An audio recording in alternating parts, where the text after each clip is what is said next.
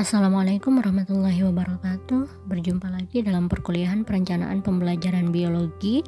Kali ini kita akan membahas tentang komponen perangkat pembelajaran. Oke. Kita masuk ke pengertian perangkat pembelajaran. Dalam Kamus Besar Bahasa Indonesia, perangkat itu adalah alat atau perlengkapan. Adapun pembelajaran adalah proses atau cara menjadikan orang belajar, sehingga perangkat pembelajaran itu dapat diartikan sebagai alat atau perlengkapan yang digunakan dalam proses pembelajaran. Dan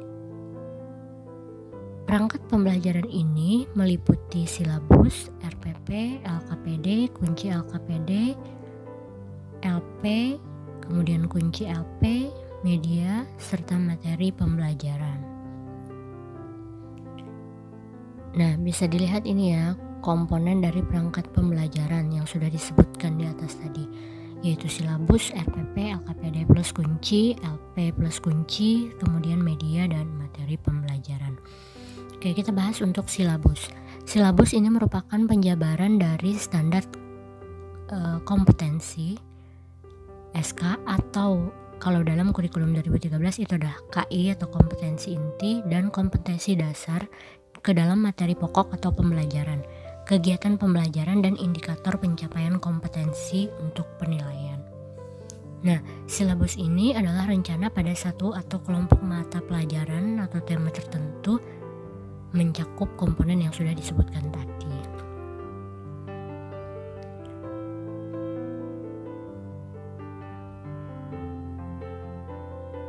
Bisa dilihat di layar, ini adalah contoh dari silabus.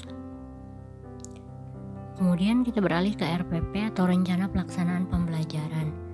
RPP ini adalah rencana pembelajaran yang dikembangkan secara rinci dari satu materi pokok atau tema tertentu dan mengacunya pada silabus tadi. Nah, dengan demikian RPP ini merupakan bahasa lainnya itu adalah upaya untuk memperkirakan tindakan atau kegiatan apa yang akan dilakukan oleh guru atau pendidik dan peserta didik dalam kegiatan pembelajaran. RPP ini perlu dikembangkan untuk mengkoordinasikan semua komponen pembelajaran yang sudah ada tadi, mau KI-nya gimana, KD-nya gimana, materinya yang standar seperti apa, kemudian indikator hasil belajarnya seperti apa, ini dikoordinasi di dalam RPP. Oke, berikutnya ada LKPD dan kunci LKPD.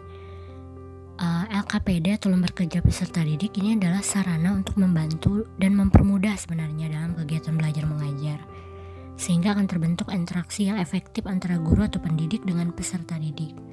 Biasanya LKPD ini berupa lembaran-lembaran berisi tugas yang harus dikerjakan oleh peserta didik. Jadi LKPD ini merupakan salah satu sumber belajar yang dapat dikembangkan oleh pendidik sebagai fasilitator dalam kegiatan pembelajaran. Ini juga dirancang atau disusunnya harus disesuaikan dengan kondisi dan situasi dari kegiatan pembelajaran yang akan dihadapi. Nah,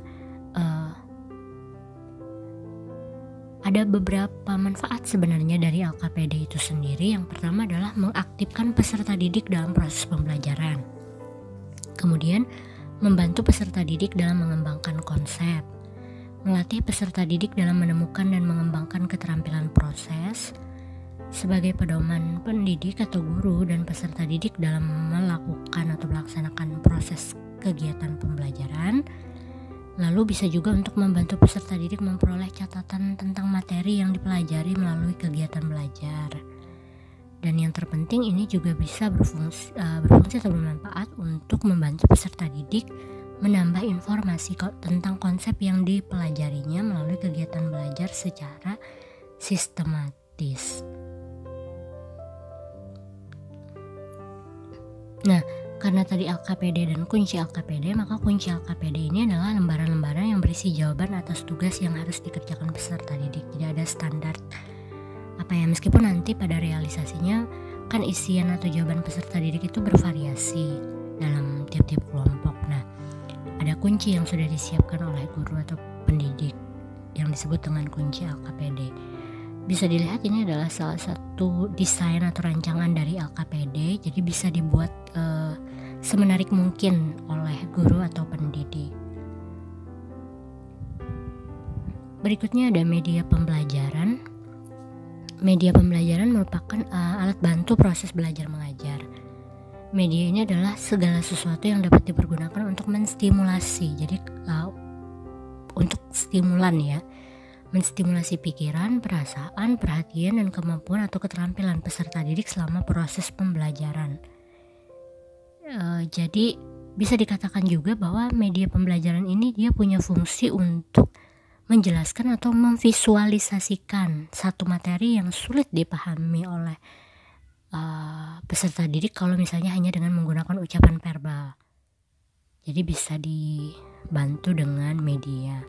Nah, media ini dia punya beberapa fungsi yang kalau misalnya diklasifikasikan itu bisa jadi ada 4 fungsi. Yang pertama adalah fungsi atensi, kemudian ada fungsi afektif, ada fungsi kognitif, ada juga fungsi kompensatoris. Yang pertama dulu untuk fungsi atensi. Ini adalah untuk menarik perhatian peserta didik agar semakin berkonsentrasi dan memusatkan perhatian pada isi materi pembelajaran. Untuk fungsi afektif ini dalam rangka memberikan kenyamanan kepada peserta didik ketika belajar atau membaca. Berikutnya ada fungsi kognitif, ini untuk mempermudah memahami dan mengingat informasi karena menggunakan media itu bisa lebih terbayang oleh peserta didik ya. Kemudian ada fungsi kompensatoris tadi, itu untuk mengakomodasi peserta didik yang mungkin mengalami agak terlambat dalam menerima pembelajaran yang disajikan secara verbal. Oke, nah kalau ditinjau dari jenisnya, media pembelajaran ini ada beberapa, ada yang cetak, ada yang audio visual, kemudian masih banyak yang lainnya. Nah, ini contoh saja dari media pembelajaran. Jadi ada monopoli misalnya, tapi monopolinya isiannya konsep-konsep tentang IPA. Terus ada alat peraga, itu untuk menjelaskan tentang satu sistem tertentu yang terjadi dalam tubuh manusia misalnya. Oke, kita lanjut ke materi pembelajaran atau bahan ajar. Jadi materi pembelajaran atau bahan ajar ini merupakan materi atau bahan pembelajaran yang disusun secara sistematis dan digunakan dalam proses pembelajaran untuk mencapai tujuan yang diharapkan. Jadi bahan ajar itu disusun atau dirancang untuk meraih maksudnya ada beberapa tujuan yang mau dicapai dari pembentukan atau penyusunan bahan ajar.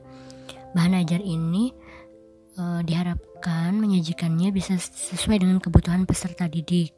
Jadi harus sesuai dengan kurikulum. Kemudian juga menyesuaikan dengan kondisi lingkungan dari peserta didik. Lalu bahan ajar ini dia tujuannya untuk mempermudah peserta didik agar bisa mendapatkan sumber belajar alternatif. Lalu juga untuk meringankan beban guru dalam menjalankan aktivitas pembelajaran. Ada beberapa manfaat untuk dari bahan ajar itu. Manfaat dalam pengembangan bahan ajar itu misalnya untuk pendidik dulu adalah yang pertama bahwa adanya bahan ajar itu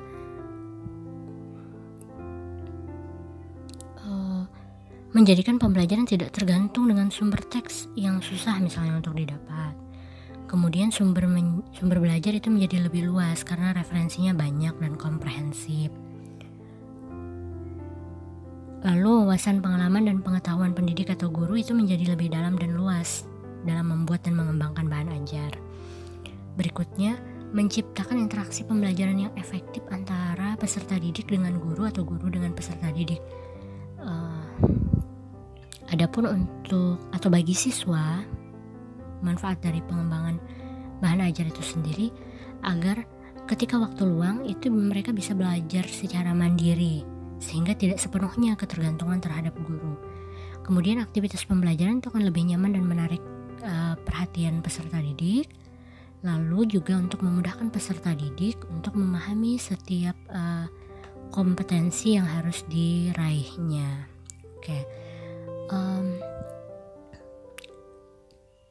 Dalam mengembangkan bahan ajar juga perlu diperhatikan bentuk dari bahan ajar itu sendiri atau jenis ya dari bahan ajar. Jadi bahan ajar itu dia ada yang bahan ajar cetak. Jadi ada sejumlah bahan yang disiapkan dalam kertas berfungsi untuk keperluan pembelajaran. Bisa jadi handout, buku, modul, LKPD, tadi juga masuk bahan ajar. Kemudian ada brosur, leaflet misalnya, wall, kemudian ada foto atau gambar dan sebagainya. Lalu ada juga bahan ajar dengar atau audio. Ini semua sistem yang menggunakan sinyal radio misalnya, kalau maunya pakai radio. Kemudian ada bahan ajar pandang dengar atau audio visual. Jadi dia gabungan dari audio sama visual. Kemudian ada yang interaktif kombinasi berbagai media. Jadi bisa di ini. Pembahasan untuk media materi atau bahan ajar ini sebenarnya juga berhubungan dengan media, karena media kan juga ini ya banyak jenisnya. Oke, demikian pembahasan tentang komponen perangkat pembelajaran. Jadi sebenarnya masing-masing komponen dari perangkat pembelajaran ini satu sama lain hendaknya disusun oleh guru atau pendidik. Kemudian dikembangkannya itu berdasarkan situasi lingkungan yang ada, diperhatikan juga sarana prasarana yang mendukung agar semuanya bisa direalisasikan dengan baik untuk mencapai tujuan pembelajaran yang dicanangkan di awal ketika menyusun perencanaan. Baik, demikian materi untuk komponen perangkat pembelajaran. Terima kasih atas perhatiannya. Assalamualaikum warahmatullahi wabarakatuh.